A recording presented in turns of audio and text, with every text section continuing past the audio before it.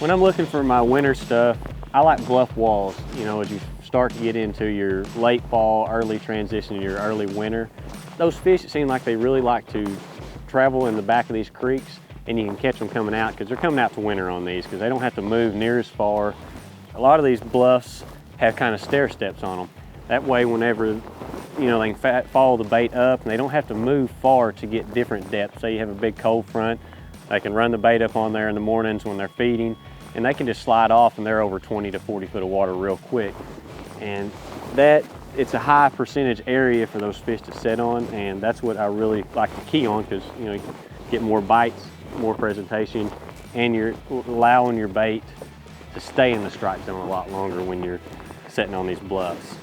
And any like outcropping here, as we have, that's coming out, those fish will really set up on those points and high percentage spots for them to be on, and you get a lot more bites, it seems like, on those. A lot of the bluffs that I catch fish off of, that I feel like this bait will draw them up out of those depths because you get the flash and, you know, a little bit of the vibration off of them, you got some rattle to them, and it just really, because you're going to throw it in a clear water situation 90% of the time, and it just allows those fish to see it, and they'll come up and, you know, be curious, and they'll go ahead and nail it.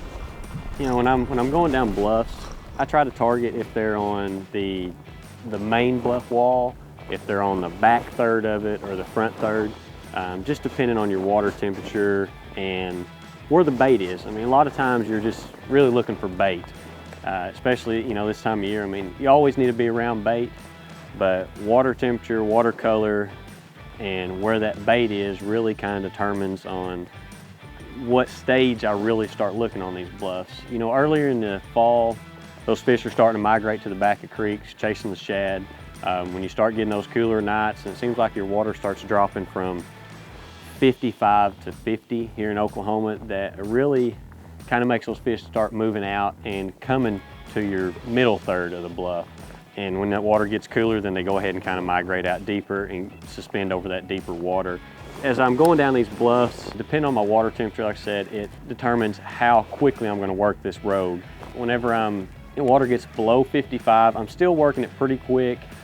I like the jerk, pause, and then another twitch after it and just let it kind of set. I mean, it's like going down these bluffs like this. I'm kind of coming up to the end of one, and then pause, jerk, and pause, and then there's that extra twitch at the end.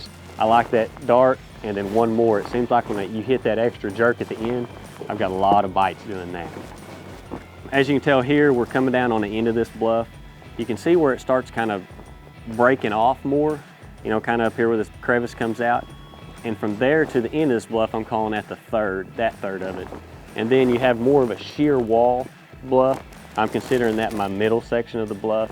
And then if you go further out into the main lake part is what I'm looking at for my outer third for looking later in the year.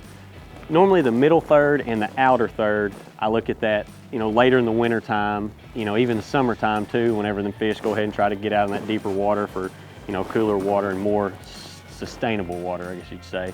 But my back third is going to be more, you know, as far as my late fall, early winter. And then also when you start going into your late winter, real late winter kicking into your spring and mid-spring when those fish are starting to make their way in the back of these creeks, you know, to go ahead and spawn again. On a lot of these bluffs, most of them have a stair step to them, or the ones that I fish, and there's all these little crevices and crannies for them fish to set in, and they just kind of move up, and then they'll fall off of these bluffs depending on where they're liking to feed, I guess you'd say, on your depth-wise. And I like to get up kind of right next to them, throwing a jerk bait or a crankbait or a jig, whatever I'm throwing. I like to get right up and parallel these things.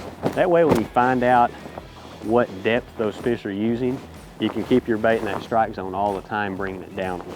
And that way, because you can see on this bank here how much there's so many spots for a fish to be at. And to keep that bait in the right depth is extremely important, because say if you were throwing a jig and you were just pitching this bank back and forth, you're really having a lot of area to work with, and you're gonna have to make thousands of flips to even cover just a short section of bluff, where if you're pitching maybe even at a 45-degree angle, you're still hitting that magic depth more than what you would if you were just throwing straight to the bank.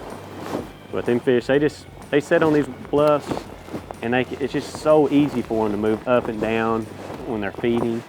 And when weather comes in, they don't have to move very far to feel safe in the water column, and it's just a lot easier for them to get where they want to be.